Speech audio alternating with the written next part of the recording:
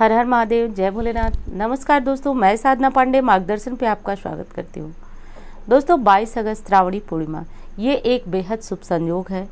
संयोग कैसे है, किस प्रकार आपको पूरे सावन माह यदि आपने कोई पूजा नहीं किया, कोई पाठ नहीं किया, कोई उपाय नहीं किया, आपके मन में अभिलाषा थी, इच्छा थी कि इस बार सावन में मंदिर जाएंगे या फिर घर पे पार्थिव शिवलिंग का निर्माण कर पूजन करेंगे, लेकिन घर में सूतक लग गया, पातक लग गया, अन्य कोई भी समस्या हो गई, आप पूरे सावन माह महादेव की आराधना पूजा करने से वंचित रह गए।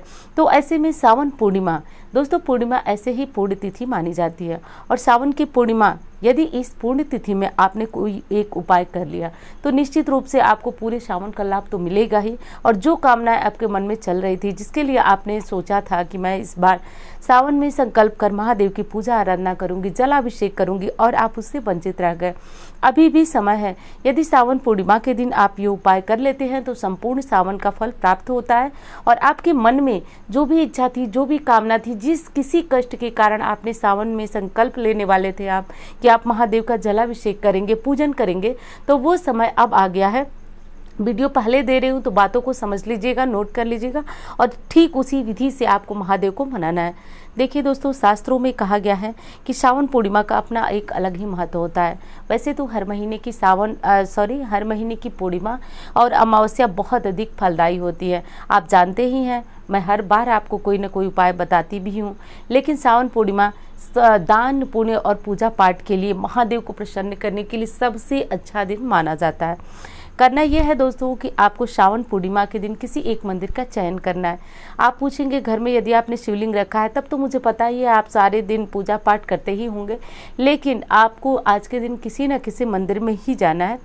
तो मंदिर में जाकर के अब आपको, यदि आपने सावन में पूरे दिन पूजा नहीं की, पाठ नहीं किया, या फिर आपने कुछ दिनों में, जैसे कि सोमवार था, आपने उन विशेष दिनों में पूजा किया, बाकी दिन आप मंदिर नहीं जा पाए, व्यस्तता थी, किसी प्रकार की दिक्कत थी, तो अब आपको क्या करना है कि इस बार लगभग मेरी समझ से 29 दिनों का सावन पड़ रहा है। अब आपको क्या करना है कि कम से कम 29 बेलपत्र ले लेना है। 29 बेलपत्र आपको ले लेना है, प्रतिदिन के हिसाब से एक एक बेलपत्र। मंदिर में जाकर सर्वप्रथम संकल्प करना है कि हे महादेव, मैंने पूरे सावन आपका जलाभिषेक पूजन करने की मन में ठानी थी, परंतु इस परेशानी के कारण मैंने वो अपना कार्य पूरा नहीं कर पाई, तो मुझे संपूर्ण सावन का जो पुण्य फल है वो आपकी कृपा से प्राप्त हो। और मेरी मन की कामना, देखिए प्रार्थना में बहुत अधिक शक्ति होती है, मैं बार बार आपको ये चीज़ें बताती जा रही हूँ। तो मेरी मन में ये कामना है, या फिर महादेव मेरी ये तकलीफ़ है, तो ऐसे मन में कामना करें कि आप साधारण मंदिर में नहीं बैठे बल्कि कैलाश पर्वत पे महादेव बैठे हैं और आप उनसे प्रार्थना कर रही हैं या कर रहे हैं, इस बात का ध्यान रखें। करते हुए आपको कम से कम घर से 29 बेलपत्र ले जाना है। बाकी जो पूजा सामग्री मैंने बताई वो आपको ले जानी है। ध्यान बस ये देना है दोस्तों कि आज की पूजा यदि आप पूर्ण कर सकें, देखिए पूर्ण का मतलब कि 5 अभिषेक होते हैं जो सर्व सुखदायक होते हैं, तो इन 5 अभिषेक की व्यवस्था आप यदि कर लेते हैं तो महा उत्तम, अति उत्तम होता है। तो 5 दूध, दही, घी, शक्कर और शहद, इन 5 वस्तुओं का इंतजाम यदि आपने करके और पूर्णिमा तिथि में अभिषेक किया तो किसी भी प्रकार की आपकी संकट है, समस्या है, निश्चित रूप से महादेव मात्र एक अभिषेक से प्रसन्न होकर और उनकी कृपा आपके ऊपर बरसती ही बरसती है। इस बात को आप नोट कर लें। 29 बेलपत्र ले लें, आप अधिक भी ले सकते हैं, पर प्रतिदिन एक एक दिन के हिसाब से आप अपने मंत्र बोलते हुए, जो भी मंत्र आप महादेव के लिए जपते हैं वो मंत्र बोलते हुए एक एक आप रखते जाएं और बेलपत्र रख करके महादेव से प्रार्थना करते जाएं। और वही बात अक्षत की है, प्रतिदिन के हिसाब से आपने एक एक अक्षत बीन करके रख लेना है और एक एक अक्षत, एक एक मंत्र बोलते हुए समर्पित करना है।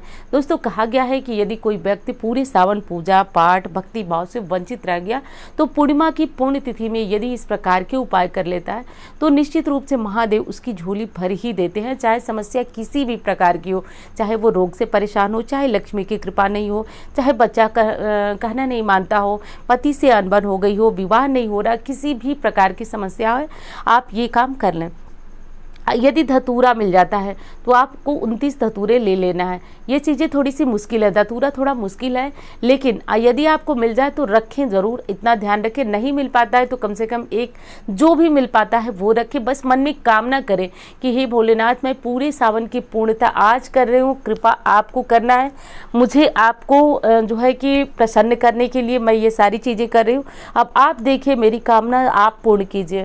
दोस्तों, सच्चे हृदय से यदि आप प्रार्थना करिए, पूजन करेंगे तो निश्चित रूप से संपूर्ण सावन का पुण्य फल आपको एक दिन में प्राप्त होगा, और इससे अच्छी बात मेरी समझ से कोई है नहीं। तो जो चूक गए हैं उन्हें ये उपाय आज के दिन अवश्य करना चाहिए। अब इसमें विशेष ये करना है दोस्तों कि जब आपकी पूजा पूर्ण हो जाए, ध्यान दीजिए, जब आपकी पूजा पूर्ण हो जाए, आपने अभिषेक किया, हाँ एक चीज़ और ध्यान देना है आपको कि जैसे आपने पंचामृत का अभिषेक किया, यदि आप एक साथ मिला करके ले गए हैं तो बात ही अलग है। यदि आपने अलग अलग स्नान कराया महादेव को, तो हर स्नान के लिए जैसे कि आपने दूध चढ़ाया, दूध चढ़ाने के बाद थोड़ा सा शुद्ध जल शिवलिंग पे चढ़ाना है आपको, क्योंकि वो शुद्धोदक स्नान होता है। फिर उसके बाद दही चढ़ाएंगे, फिर शुद्धोदक स्नान कराएंगे, फिर शहद शक्कर इस तरह की चीज़ें चढ़ा करके, और बाद में आपको फिर शुद्ध जल महादेव को चढ़ा करके स्नान कराना है। उसके बाद उन्हें भस्म, जनेऊ, इतर जो भी चीज़ें आपके पास उपलब्ध हो सब कुछ आज महादेव के लिए कीजिए, उनके मंत्रों का जप कीजिए।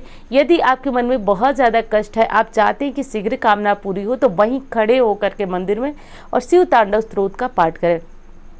दोस्तों, करना तो सभी पाठ आप शिव सहस्त्र नामावली करेंगे तो वो भी है, शिव चालीसा पढ़ेंगे वो भी है, तो कुछ भी पढ़ेंगे, लेकिन जो मेरा अनुभव अब तक का है कि जो शिव तांडव स्तोत्र है वो शीघ्र कामनाओं की पूर्ति के लिए किया जाता है, तो आप जरूर करें, क्योंकि इसकी महिमा भी इसी प्रकार की है कि रावण बहुत अधिक कष्ट में था, उसने महादेव की स्तुति की, महादेव तुरंत उससे बहुत अधिक प्रसन्न हो करके उसके प्राणों की रक्षा की और उससे बहुत अधिक प्रसन्न हुए।